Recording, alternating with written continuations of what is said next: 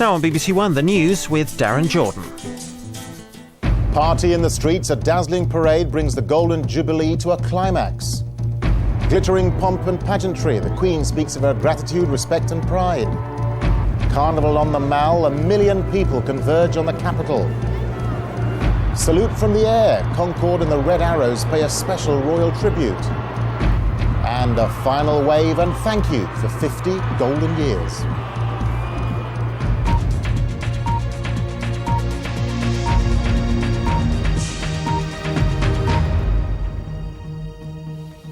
Good evening. The Queen's Golden Jubilee celebrations drew to a spectacular close today. 4 days of festivities ended in a carnival pageant outside Buckingham Palace. And for the second day running, an estimated 1 million people converged on central London to celebrate. Amid the party atmosphere, there was still time for reflection on the Queen's reign, with speaker after speaker praising her unswerving commitment. And the Queen thanked all those who'd taken part. She said 3 words summed up how she felt: gratitude, respect and pride. Our first report tonight is from our royal correspondent, Jenny Bond.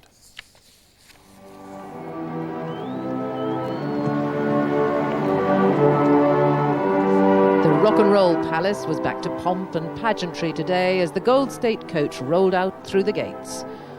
24 feet long and weighing 4 tons, it's been used only twice before in the Queen's reign, at her coronation and her Silver Jubilee.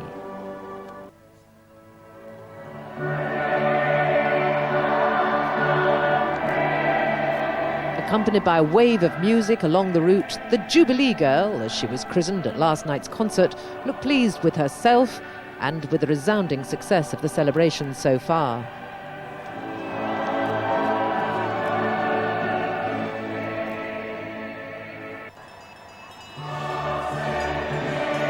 Riding escort, Prince Charles, who last night spoke proudly of his mother as a beacon of stability in the midst of change. Also on horseback, the Princess Royal. Other members of the family, including the Duke of York with William and Harry, were in the carriage procession.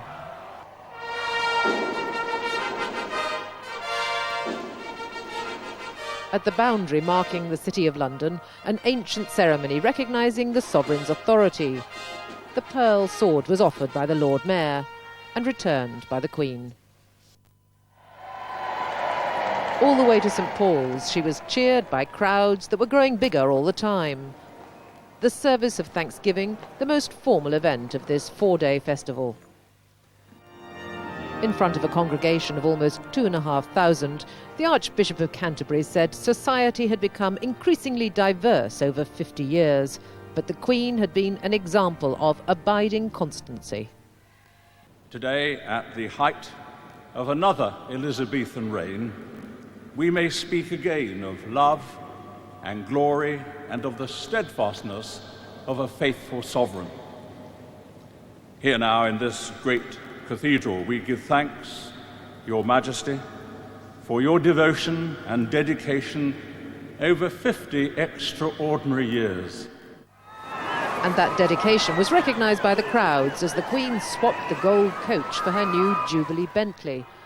At Guildhall, she responded to a tribute from the Lord Mayor with a speech of unusual emotion, thanking her family for their love and support, and of topical wit. I am more than conscious at the moment of the importance of football. Although this weekend comes about halfway through my Jubilee year, as far as we are concerned, it bears no relation to a rest at half-time.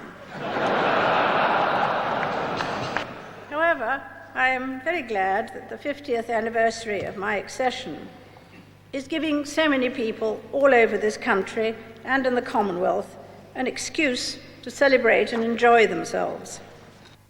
She thanked everyone for their enthusiasm and then gave her personal view of the Jubilee. Gratitude, respect and pride. These words sum up how I feel about the people of this country and the Commonwealth, and what this Golden Jubilee means to me.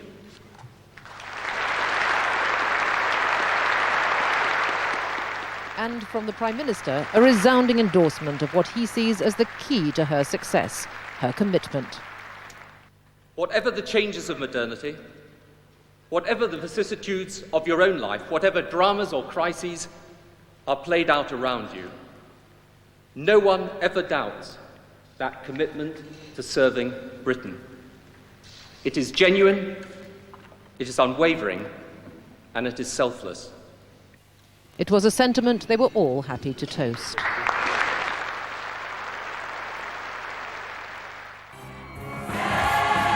As the Jubilee lunch began, the grand finale of the celebrations had already transformed the Mall into a carnival.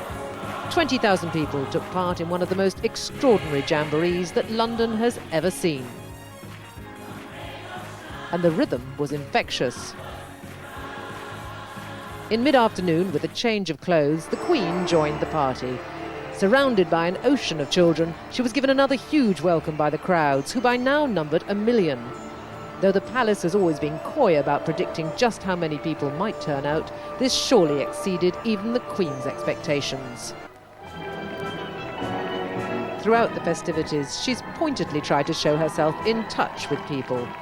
And it was in that vein that she later chose to walk back to the palace, escorted by scores of children. By now, the Mall was a forest of flags and jubilation as far as the eye could see.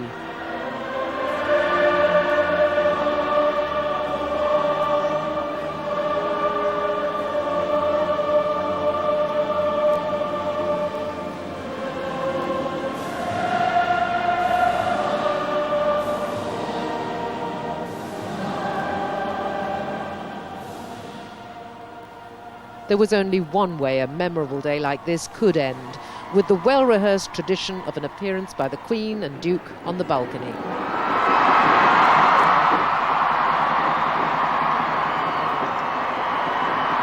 It brought the house down.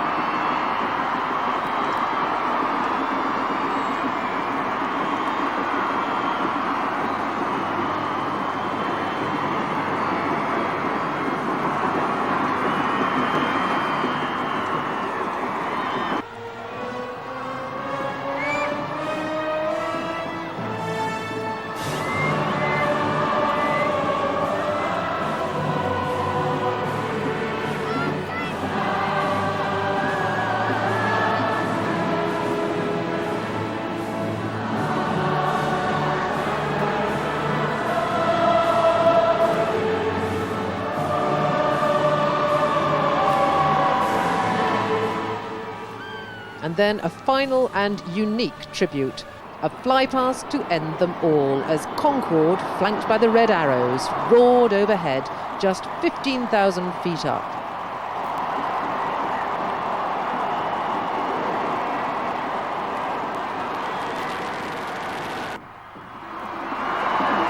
To almost equally thunderous cheers and applause, the Queen and Duke came out onto the balcony twice more.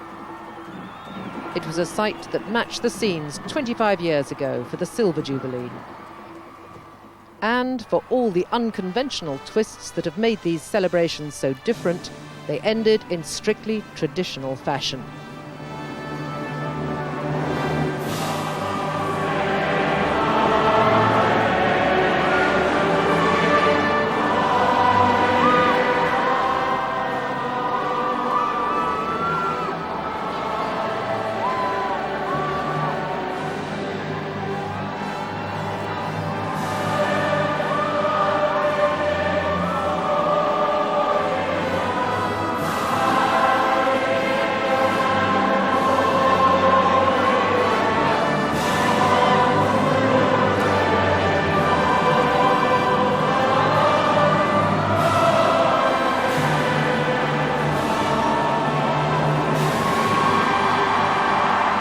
Jenny Bond, BBC News, Buckingham Palace. 20,000 people performed in the colourful pageant along the Mall. Billed as a celebration of diversity, every Commonwealth country was represented in the parade. Robert Hall reports.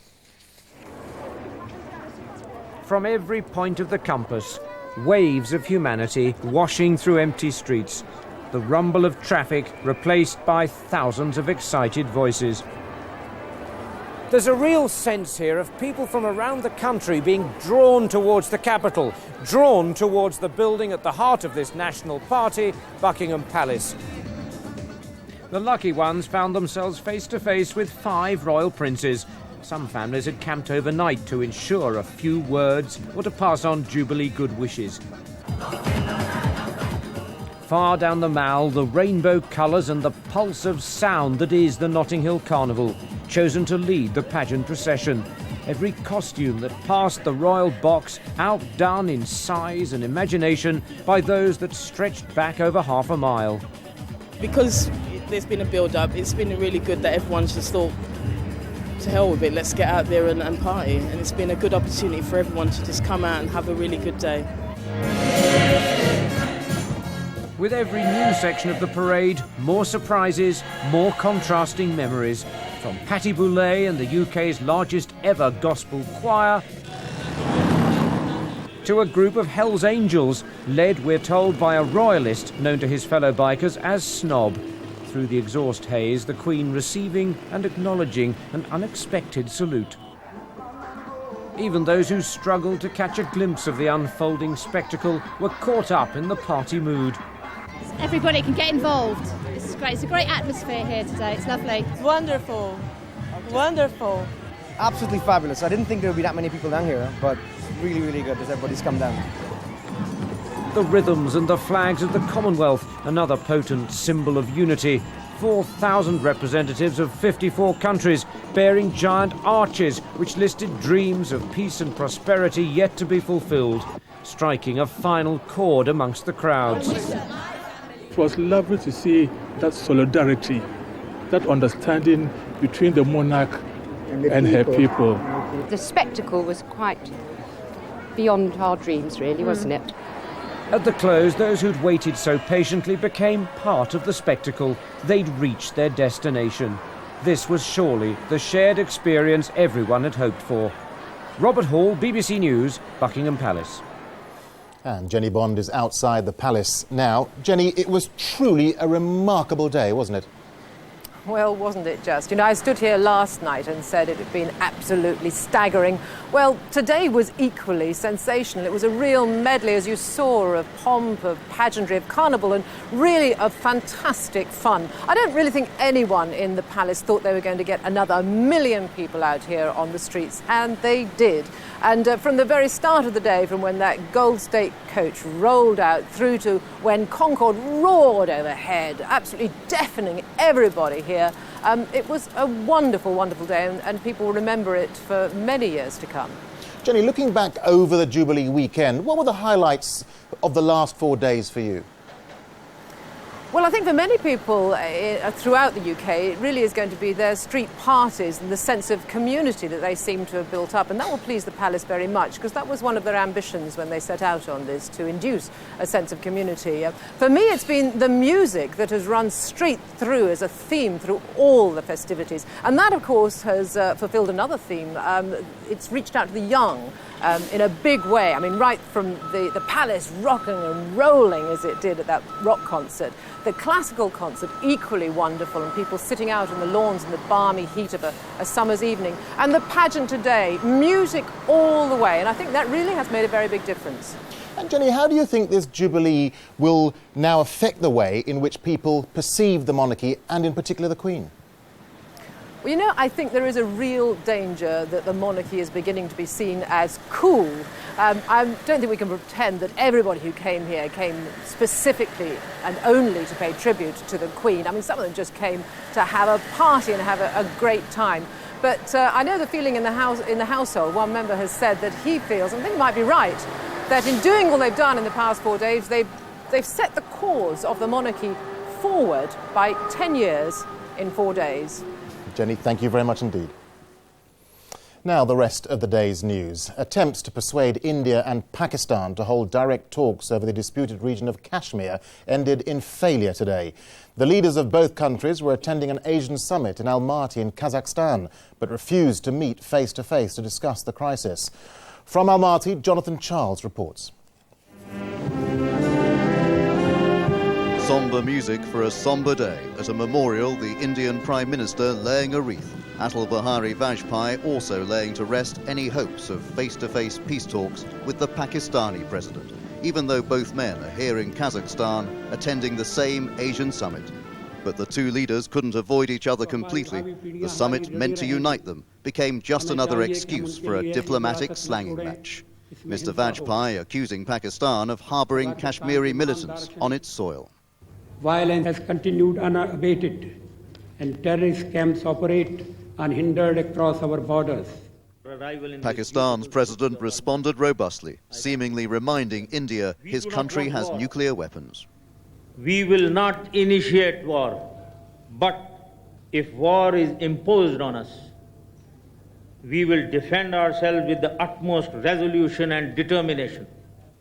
Russia's President Vladimir Putin, who's offering to mediate, met both men separately afterwards, telling them their dispute was as grave as the 1960s Cuban Missile Crisis, urging them to pull back from the brink.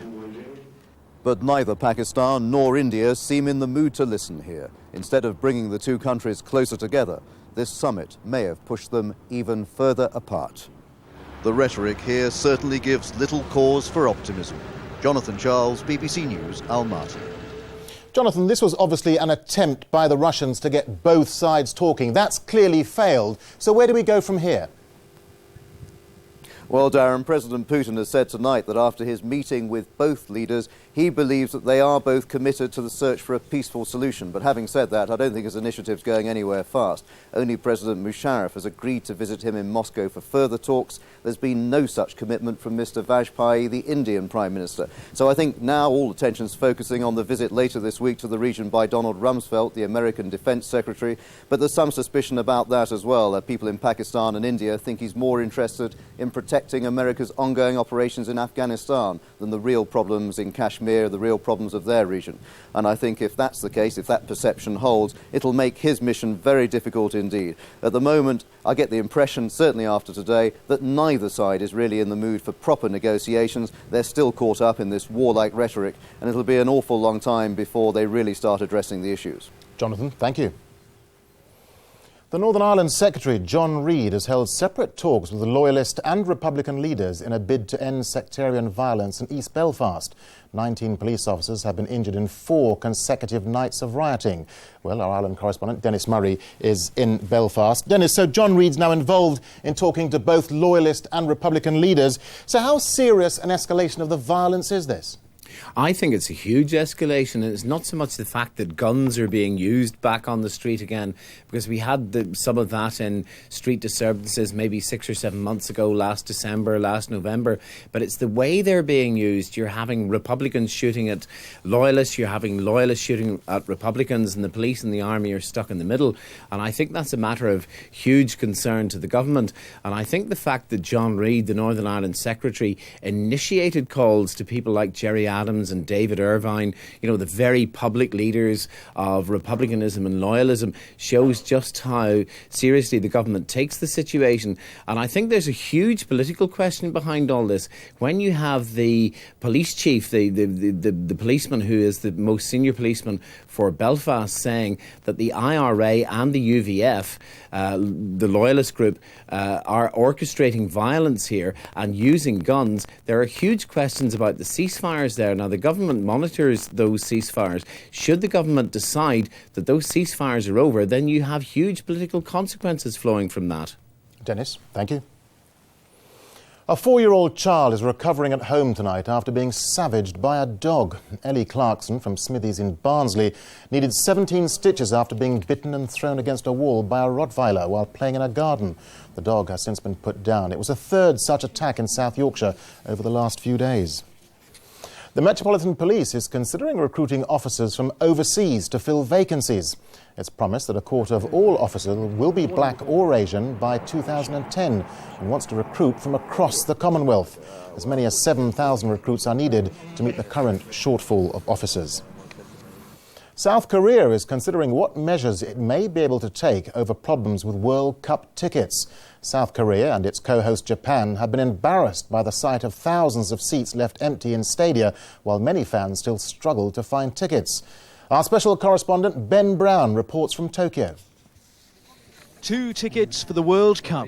This fan cannot believe his luck. He tried more than 80 times before he finally managed to log on to the FIFA website to get his tickets. Others, though, are not so fortunate. Patrick O'Brien and his son came to the World Cup ticket office to be told there are plenty of seats available, but they can only get them over the internet or on the phone, both Herculean tasks. I've been to one match, which was England-Sweden, and the annoying thing is that there were thousands of empty seats there. And I was sitting in the middle of a row of empty seats. And there were people outside the ground who were absolutely desperate to get in. At an internet cafe in Tokyo, we found fans trying to log on to the FIFA website to get tickets, but it keeps crashing while the phone lines are engaged. The result has been games where the stands are embarrassingly empty. The Japanese Prime Minister, Junichiro Koizumi, says the ticketing problem's incredible. I cannot believe it has happened. There's football fever in Japan right now, and it is a fiasco that matches are not selling out when the country's gone soccer crazy. Tonight, football fans are enjoying themselves here in Tokyo, despite the fact that many still have not got tickets for the games they desperately want to see. And it is a testament to the failure of the game's ruling body, FIFA, that they've managed to end up with tens of thousands of empty seats at what is supposed to be the greatest football show on earth. Ben Brown, BBC News in Tokyo. And in other World Cup news, Ireland have spent the day getting ready for their big match against Germany tomorrow. They'll be looking to improve on their recent draw against Cameroon. For Captain Steve Staunton, it'll be his 100th appearance for his country. But England's footballers were given the day off training. A round of golf helped some take their mind off Friday's match with Argentina. Michael Owen here on sparkling form.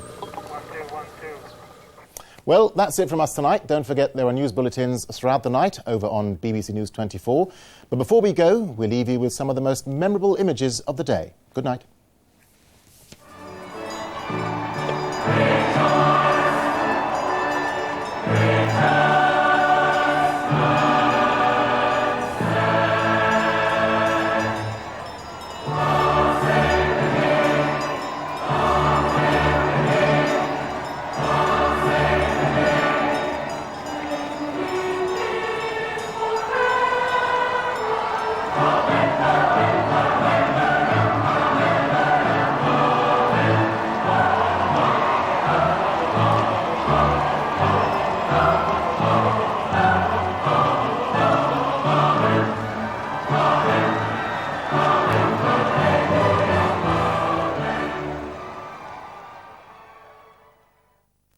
Hello. Well, the weather is all set to change during the next 24 hours. We're certainly going to need umbrellas. The wet weather is now developing down towards the south, and that's going to be heading its way up into the southeast of England and East Anglia, developing all the time. Out to the west, though, this is where we've seen the rain during the day across Northern Ireland and Scotland. But here, the rain should begin to weaken, I think, during this evening and overnight, although we might find some coming back into the west of Wales and perhaps into Cornwall later on. But it is the east that's going to see the wettest weather during Wednesday, particularly eastern England and eastern Scotland. We could see as much as 50 millimetres falling in places. That's a good couple of inches of rain. That could lead to some localised flooding. That's not good news for the rush hour tomorrow morning, because it does look as though it's going to be pretty atrocious all the way from northeast England down through Lincolnshire and into East Anglia. That's the worst affected areas, but many of us could see some heavy bursts of rain through the day. That rain heading its way in from the east then, from the North Sea, will gradually work its way westwards and northwards up into Scotland during the afternoon, and perhaps getting across towards Northern Ireland in time for the evening. Down to the south and the west, though, here it will be brighter with some sunshine, and here we could see temperatures up to around 18 degrees. But in the cloud and the rain, and with the winds coming in off the North Sea, we'll hear a far chillier day, only 12 to 13 at the best. For Thursday, we still have the remnants of that weather front, still getting some patchy light rain in places. The brighter weather, though, developing to the south and turning a bit warmer here. Bye for now. I have to arrest you on suspicion of taking indecent photographs of young children and being concerned in their distribution. I think it's the most disgraceful and disgusting crime. It's what I've chosen to investigate. You've got to accept what's in his mind when he's doing it.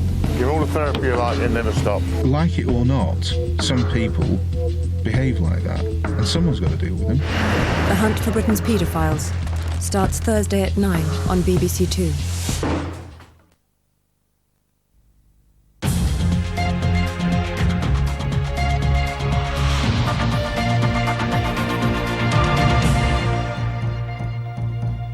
Hello, a woman is in hospital tonight, barely able to talk after being attacked in a quiet street in Northampton.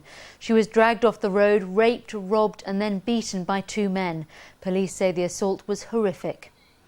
So near but so far from help. The 28-year-old woman was forced into this alley where one man raped her, and after that ordeal his accomplice went through her pockets and beat her senseless. By the time people were woken by her screams, the attackers were long gone.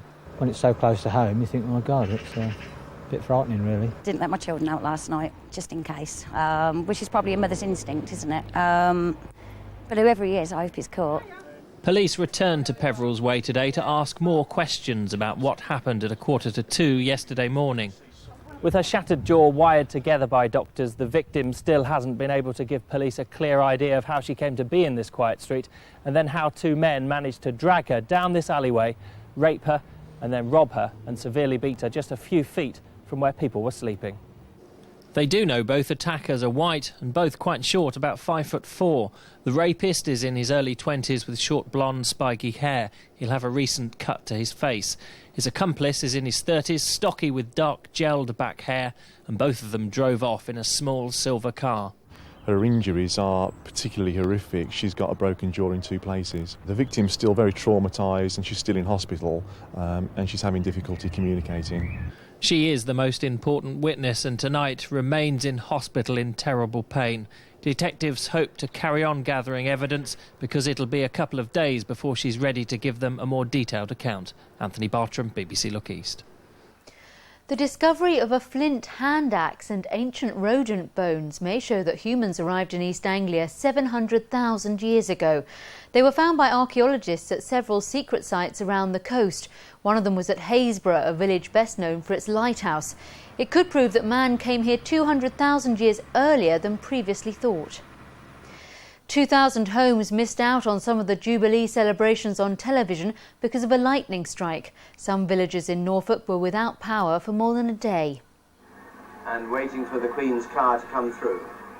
The Rollison family are trying to catch up with the Jubilee celebrations after their electricity went off for more than 24 hours. Extremely frustrating day and very disappointing to miss the pop concert last night and all the Jubilee celebrations and the football as well. I think the only consolation was we all played cards by candlelight till quite late. But other than that, we had a good time doing that, but other than that, it was very, very disappointing. The electricity was cut when lightning struck in Corpusty in the early hours of Monday morning. The power was eventually restored this afternoon. Those who didn't want to miss out on the World Cup and Jubilee coverage listened to their car radios. Others went to the local pub. It was a lovely atmosphere in here, but there was great disappointment every time the power went out. A roar of disapproval and another roar of approval when it came back on again. We had candles out, we had the gas lanterns out. We just managed. They may have missed out on the televised Jubilee celebrations, but the gas lanterns gave a flashback to the way it used to be. Debbie Tubby, BBC Look East, Norfolk. And congratulations to the people from this region who helped organise the biggest Golden Jubilee party of all at Buckingham Palace in London. Alan Jacoby's Northamptonshire company Unusual were in charge of last night's spectacular fireworks and lights show. And Bruno Peake from Norfolk was responsible for the beacon that was lit by the Queen in the Mall. Now, I felt very proud actually because what we achieved from the Jubilee celebrations this year was that we united not just the UK but the whole of the Commonwealth and 18 other countries around the world, and that's never been done before. A quick look at the weather. The rest of tonight will remain cloudy with some heavy and thundery rain. Minimum temperature 11 Celsius. Tomorrow morning will be dull and wet with further heavy rain at times, but it will be brighter later. Maximum temperature of 17 Celsius. That's all from us for tonight. Good night.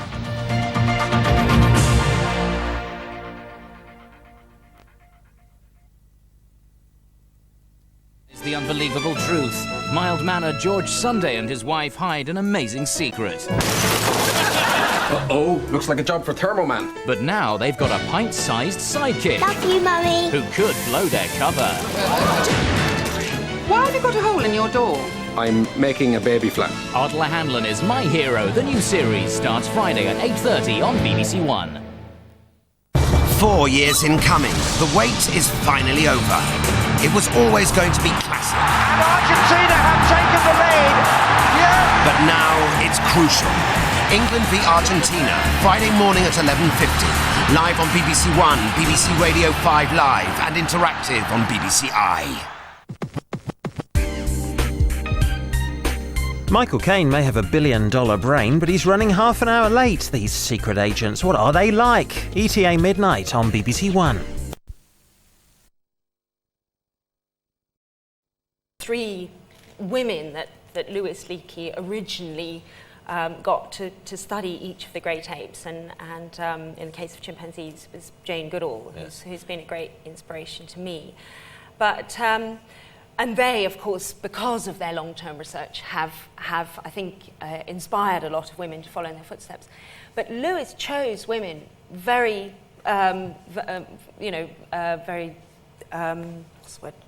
consciously, basically decided that women would be more suited to studying apes, partly because of their patience, but also perhaps because they're less threatening to the apes in question. It actually, I think, is easier for them to earn the trust of the Why? apes. Because of the size? But because of the... I think it's both size. I think we give off subtle cues without really realising, just in our body language, but also the physical size. And there's no question that chimps or gorillas can tell men from women, and I think women do. But the patience factor is good. I think men want results quickly, and you might take years before you collect data. Talking about taking years, what's the future for these animals that you so love? It's very bleak, actually, It is? at the moment, yes. At the moment, they think that there's probably about 150,000 chimps left in the wild across equatorial Africa. And all that sounds a lot if you think that they actually have very slow reproductive rates. And one of the main problems with the bushmeat trade is because it's both loss of forest, but it's also bushmeat. They tend to target the females so that they can eat the females and then sell the infants in the pet trade. So you're constantly taking females out of the population. I see. And I think what we'll get quite shortly is a crash. And bonobos, there's probably only 15,000 left. Gorillas, it's a similar story. So it is really can help though, can't they? I mean, we adopted one when we were, the Fosse Foundation. We don't get one, Michael. No, you don't take it home with you. But which is a disappointment. But you get a photo, and people can actually get involved in helping. It's not a very glamorous job you've chosen, is it? You spend months, years sometimes. It has its moments. I'm here, it's pretty glamorous. It doesn't get any better than this, mate. But when you my shoes. They look lovely. When you've been in the jungle for some time, as you do, is there a period of difficulty of readjusting? When you come back here to so-called civilization, you actually feel yourself longing to be back in the jungle? But I do miss it, but I love that contrast. There's nothing nicer than coming out of the forest and going for a slap-up meal and some good chilled white wine, and it makes you appreciate things so much.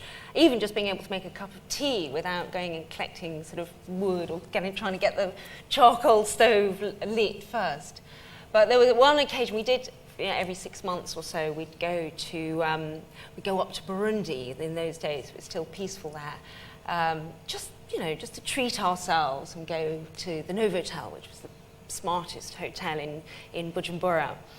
And I remember on one occasion, well, first of all, it was slightly embarrassing because this hotel is full of extremely elegant ladies and very wealthy businessmen, Burundians and foreigners. And we thought, well, we can do this. We'd got our posh frocks, or I got my posh frock, and went out to the swimming pool and took everything off, bikini, and then suddenly realised I was getting some very strange looks because I was just covered in scratches and bruises from the forest. But yeah, there's a bit of a hangover from the forest that you do get. That evening, we were sitting down to our slap-up meal, and I was with a couple of researchers. And as the waiter put this food down on the table, it was absolutely gorgeous after beans and rice for 6 months. We just couldn't help ourselves and we started giving chimp food grunts, which is a chimp sign of appreciation. So Once again, you know, the restaurant went quiet, everyone kind of looked across. So there's an adjustment period, perhaps you could say. You seen the scene in Harry Met Sally when she does... Apart from adopting gorillas, are you an animal lover? I mean... Oh, well, look, I mean, of course. I think everybody has any sense of beauty at all, as indeed every person does. I'm less interested in animals in towns. I mean, obviously some people need their dogs and bring them great happiness. But a lot of times I resent it. Where I live, there's a current thing, we were talking about this before, people have dog walkers. I live in a moderately good area. I mean, not quite like you. I mean, I believe you live in most of the home counties, don't you, Parker? But, you know, people have dog walkers. People who walk their dog. Now, if there is a point of having a dog, I would have thought it would be to go for a walk with it. I mean, like, you don't buy a dog for the farting in the evening, do you? I mean, and yet, people employ someone to walk there. I mean, why don't they just get a great big turd every morning, cut out the middleman, you know? I mean, just put it in my car. It's a funny thing how people are opting out of their lives. Again, it's the way we are becoming so sort of, you know, like you have a dog walker, you're someone to do your drinking for you. Oh, this is my shagger. Can you shag someone? I mean, it's like... But I mean, you talk about violent animals. I do seriously disapprove of having... I mean this, so now I've got kids. You see people with dogs in parks. Sure, it's cool, you've got a nice dog, fine. But big, aggressive, naturally aggressive dogs, and it's always a bloke.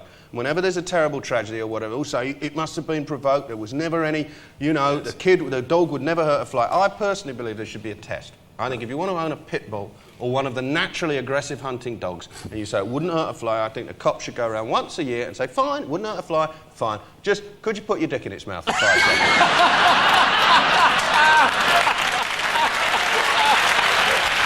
And that'd sort it out. I'm not coming in Parliament when Mr. Blair gets that legislation through. Charlotte, now, ignore it now. We're having a decent conversation with each other. The little dogs.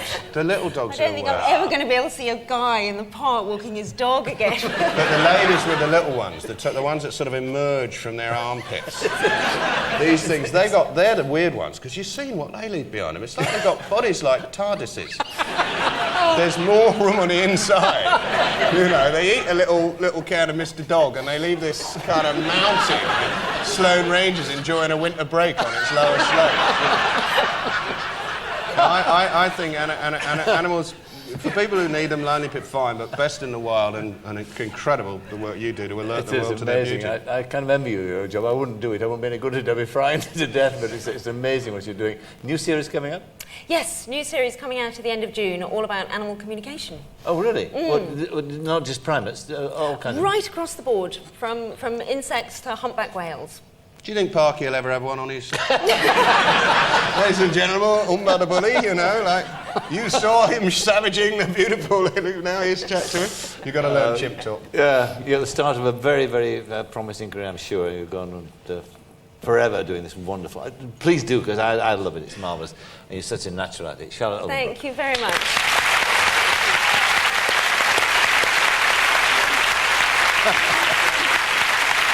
Oh, that's right.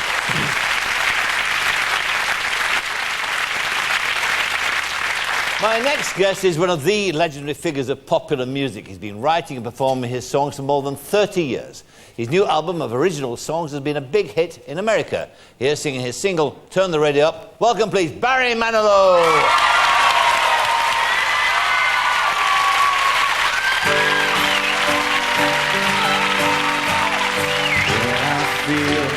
That this old world is just too hard to bear. People coming at me left and right, day and night. Here's the thing I do, I turn the radio up, hear the melody, turn reality down. There's too much talk about blues, too much of the time. Turn the radio up, hear the harmony, turn the negative down. Turn the radio up, everything will be fine. Everything will be fine.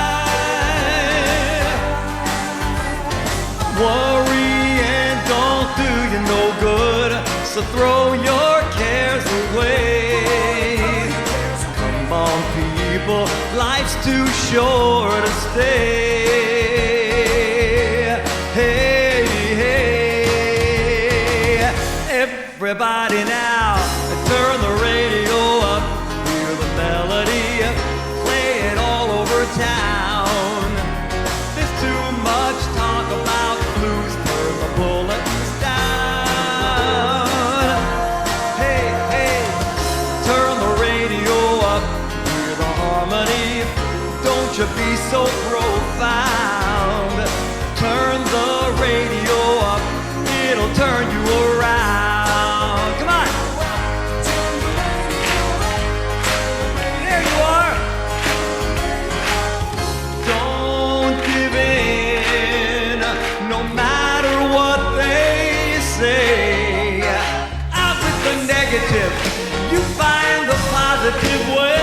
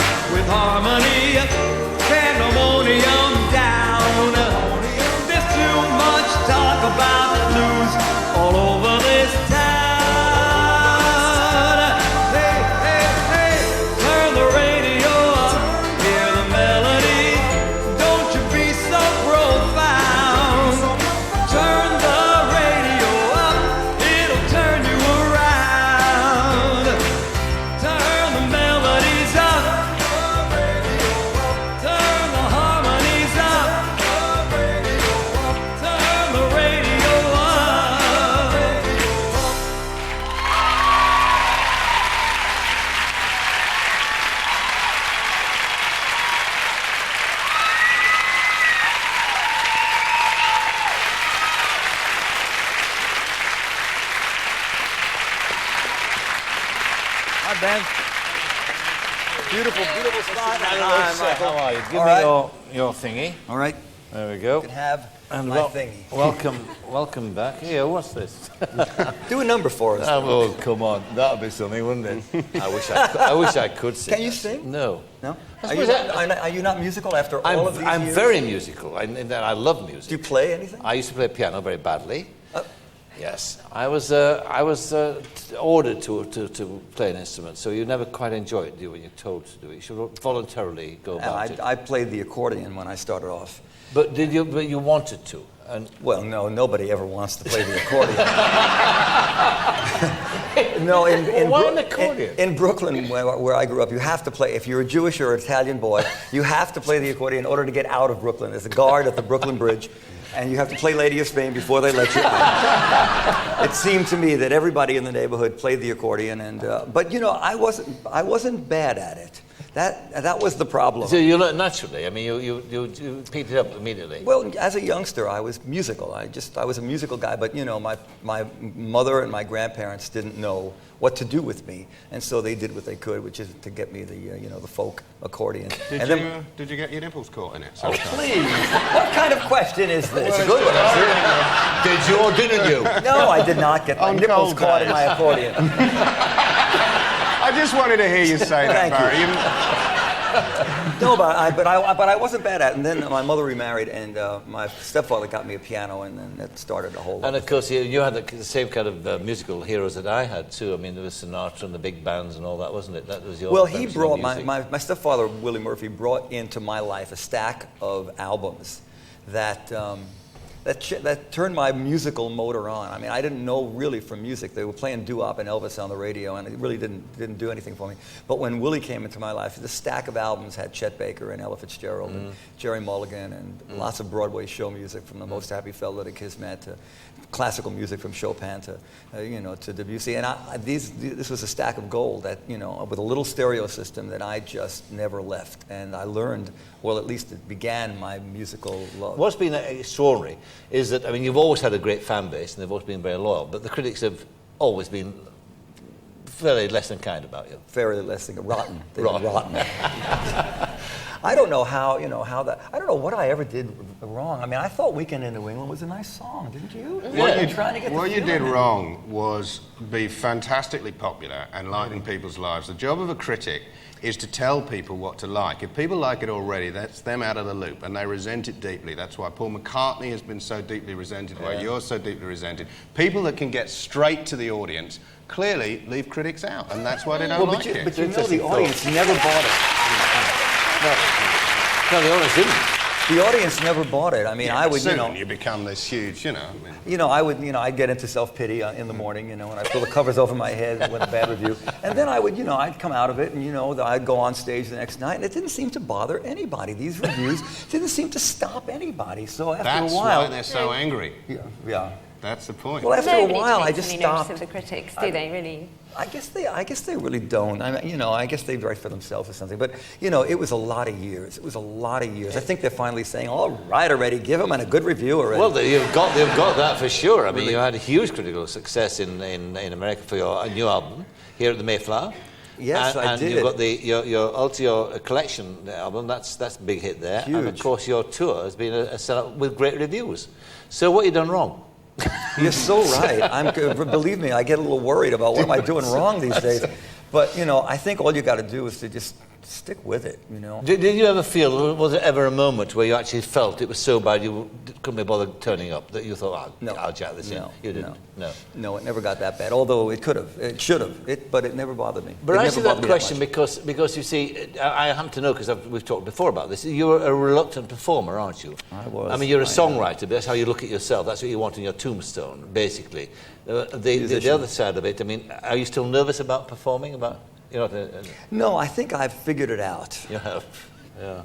I mean, there's something, I was thinking about you when we were talking about Freddie Mercury. I remember when the first time you did my show, you did that wonderful version of Copacabana. Do you remember? Really? I do remember. With all the show. Yours was one of the very first shows I ever did here. That's right.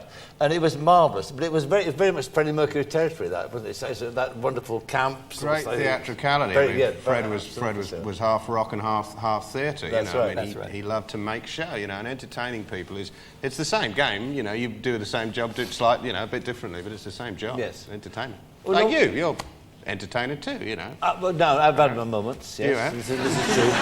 Over the years, I've had my moments. Well, what about this new success of yours then? I mean, this song that you sang there, that's from the concept album, isn't it? It's an interesting concept. Yeah. It's about a building, isn't it? Well, like I say, I come from Brooklyn, New York, and I grew up in and near apartment buildings. A lot of people living in these huge buildings. And I came up with the idea years and years and years ago that I would write an album of original music that would depict people's lives behind apartment doors. So every song, actually on the album, instead of cut number 1, it's apartment 2H. And instead of cut number 2, it's apartment 3G. And then there's a title. And each song is just about it's a little story. It's not terribly deep. It's not a Broadway musical. It's just a little deeper than your 32-bar love song. I just wanted to go a little deeper than I love you, come back to me, I miss you. And so I began to write songs with my collaborators or alone about people's lives. And it turned out to be this 18-song concept album. And people are really, really crawling into the characters. Yes. And you've also written a musical, haven't you? Yeah, that's where my heart lies. Yeah. Is it? It's called Harmony, and with a little luck, it'll be in New York next February, and that's how close we are. I've been working on it for about 6 or 7 years. It's the true story. It's based on a true story of a singing group in Germany in the 1930s called the Comedian Harmonists. They were tremendously popular in Germany during that time. They were like the Beatles. They're still well known there. They were a combination of the comedy of the Marx Brothers and the sophistication of the Manhattan Transfer. Very, very innovative, very incredibly talented group. But nobody remembers them because a few of them were Jews and a few of them weren't. And when the Nazis came to power, they destroyed everything that these people did and most of their families. So we've told their story in an original musical. Fascinating. Yeah, it's been an incredible experience, and I can't wait to see what it is. The music, like. Sorry, is the music original? It's all original, yeah. So you haven't composed this? Oh, it's all. Oh, it's all you. So you haven't used their songs? No. Oh, I see. So it's in their style. It's in their style, except for book songs. How did you come about the story? We saw a documentary, black and white documentary in German about them, and it was tremendously compelling. And the state of it now, it's written, done, being performed, is it? Done, yeah. Ready to go. Actually, in the concert that I'm performing right now, I do 2 songs from Harmony, and they're going over really well, so I'm crossing my fingers. Well, that's the thing, and you're on the road again. I mean, 30 years you've been doing that. Do you ever get bored with it? No. You don't? Bored is not the word I would use. Tired? I think, the jet lagging and the hotels and leaving home and all, but not on stage. No. No, not on stage. I am very grateful that they're still allowing me to do what I do. Might this be the last tour you make of this country, then? Well, I'll always be coming back to the UK. I'm not sure I'll be touring as much as I do, but I'll always be coming back to the UK in one way or another. Yeah. Well, success with it. Oh, but on the subject of music, do animals sing? Did you think my pantsuit was quite musical? Well, I don't know about that. But I mean, do they respond to music? Is there? I don't. There certainly is music in nature. I think there's no question about that. If you look at humpback whales or starlings, But I have once watched chimps. I was one particular occasion with a male chimp called Prof, where we were having a kind of siesta in the forest, and I dozed off, and I woke up to hear him just tapping on a hollow log, this regular rhythm. Wow. And he was listening to it, and obviously he was doing it with his foot first, and then he turned around and started doing it with his hand. So he was listening to the rhythm. Have you ever played music for that? We haven't tried in the forest because of this research thing that we're supposed to be just observers. But it's a fascinating idea. And yes, I mean, there is music in nature. And there's a lovely story, actually, that I think is in a book by Lawrence van der Post, where they asked the Bushmen in the Kalahari, they said, well, what are the origins of music? And they looked at him quite puzzled, and they said, can't you hear the stars singing? That's the kind of answer. That will do. I think Barry's about to write a song. Well, all the best. You're always very welcome, as you know, and all the best with your record and with your tour. Barry Manilow. Thank you very much. Thank you. And you.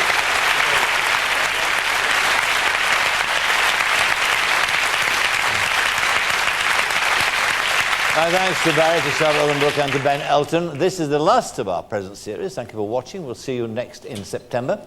In the meantime, we send you to bed happy with another song performed by the legendary Roger Taylor and Brian May, along with Tony Vincent and the cast of We Will Rock You, featuring 2 of the numbers that will be forever Queen. From all of us here, a very good night. Good night.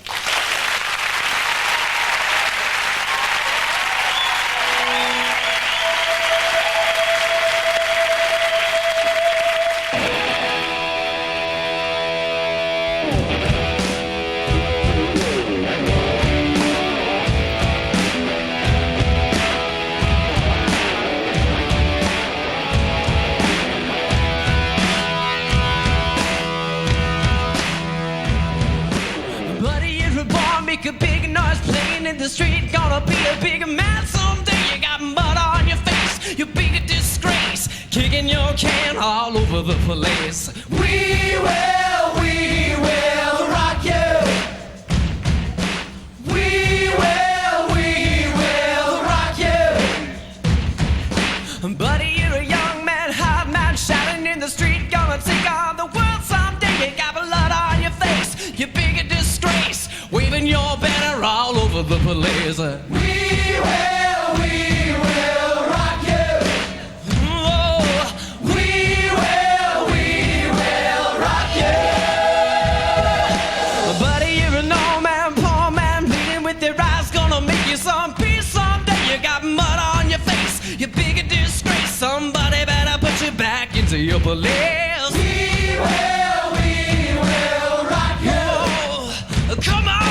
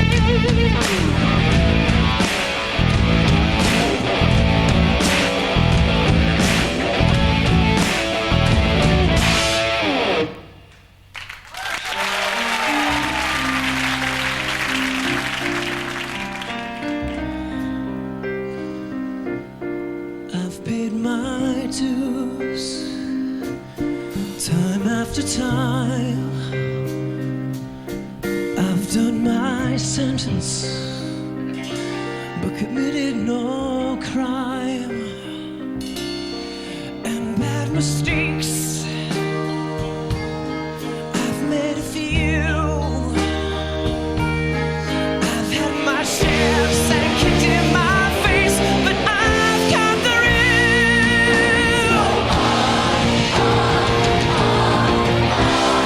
We are the champions, we're friends,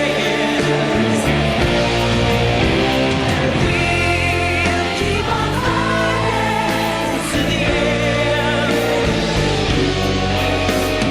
We are the champions, we are the champions. No time for losing, 'cause we are the champions of the world.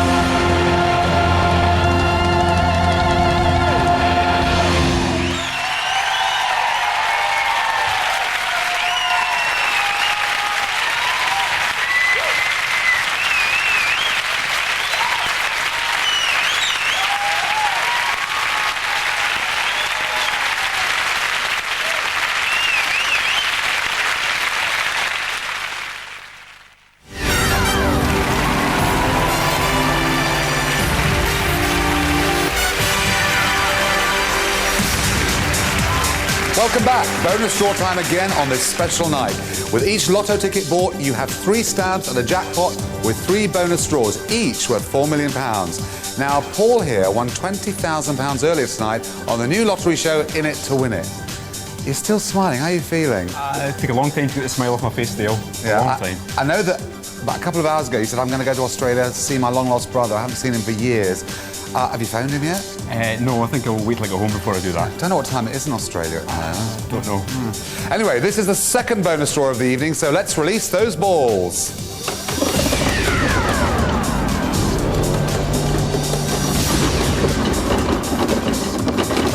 So, Gigi, what's the news from Lottery Headquarters? Well, the news is that in bonus 1 there was 1 jackpot winner. That means they scooped the entire £4 million all to themselves. How cool is that? Remember, what I was saying before is what you need to do is jackpot only, match all 6 numbers and you can win. OK, bonus draw number 2 for £4 million. Paul, would you please do the honour and press the button? Good luck, everyone. This time round, we're using Merlin and set of balls number 12, again chosen by Stuart Wright from High Wycombe. And the first number is about to appear. Good luck to you tonight. 37 is the first one. Further reminder, it's a jackpot-only draw. This £4 million up for grabs, as you heard. Here's the next number. 33. And incidentally, 3 Thunderball jackpot winners tonight. That's the £250,000 you don't have to share. Next. 42. Sean Fleet Milne is independently adjudicating each of tonight's draws for us. Here's the next number. Number 5. And still one more special draw to come after this one. Here's the next number. Number 4. Now, you may have these first 5. If you do, you need this number as well. And it is... number 46. In ascending order now, the numbers you need for this, the second of tonight's bonus jackpot-only draws. Number 4. Number 5. Number 33. 37. 42. And 46. Dale. Alan! Well, thank you. If you didn't match those 6 numbers, keep hold of your ticket. There's still one more chance to scoop the jackpot in our last lotto draw, which comes right after the news and weather. See you then.